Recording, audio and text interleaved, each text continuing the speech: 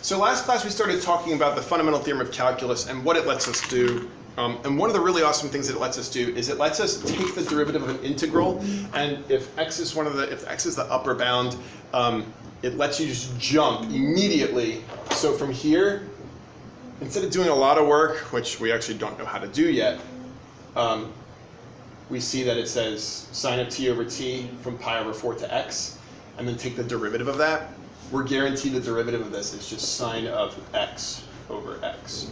And that's literally it. We're done. There isn't something secretly hiding from us that's going to make that problem more difficult. Similarly, in the next one, it says k of x is equal to the integral from 0 to x, blah, blah, blah, blah, blah. So, okay, I would have to take that integral, except it just says find k prime of 3. So I'm not plugging 3 into this, I'm plugging 3 into the derivative of this, into the derivative of an integral. So I'm just plugging 3 into the square root of 4x plus 3. And now all I have to do is plug 3 in there. And we get 4 times 3 plus 3. We get the square root of 15. So, like, computationally, this is very simple.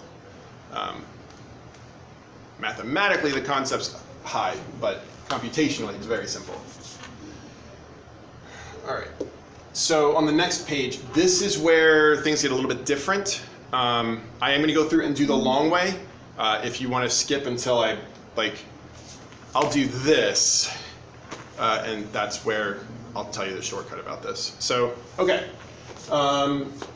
It says find f prime of x, but the thing is, it's not x anymore. So something's going to happen. So I just want to show you, if we go through, if we take this integral, we get t cubed plus t squared evaluated from 4 to 2x squared.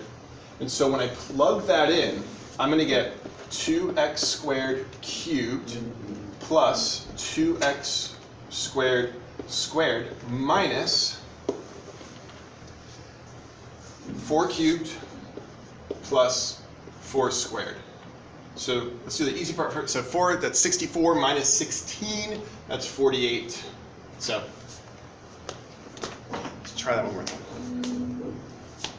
That's 64 plus 16, that's 80.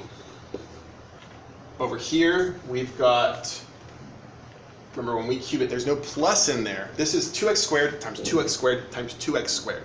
That's 2 times 2 times 2, that's 8. That's x squared, x squared, x squared. That's to the 6th power. Similarly, 2 times 2 is 4. X squared and x squared is x to the 4th.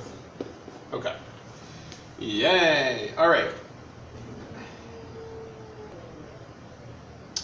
And now I'm supposed to take the derivative of this, because this is f of x.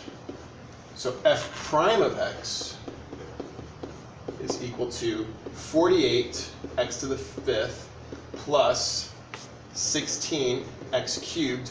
Oh, it's dead. All right. Remember, the 80 goes away. It's a constant. The derivative of any constant is 0, because how much change is something that doesn't change experiencing? None. Cool. So we went from this to I guess there's no trick here. I'm totally lying. Oh, people are going to think that that was me waving my arms. Yeah, whatever. So there is actually something hiding here. If we factor, we might be able to see. I'm going to factor a 4 and an x out of these. And I'm going to be left with 12 x to the 4th plus 4 x squared.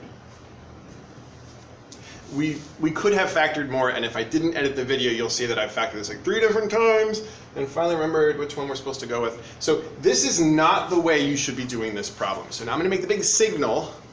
So this is, sure, this is f prime of that, but there's a shortcut. And I'm going to leave this final bit here just as a a remnant for us to have a conversation about conversation. Yeah, because you're totally talking to a screen right now. Please don't. Please don't be talking to me. All right.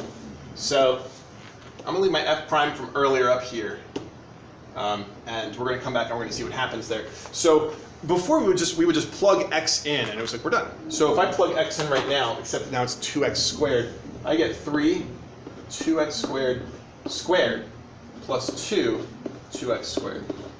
And if remember this is f prime. This is what's supposed to be f prime.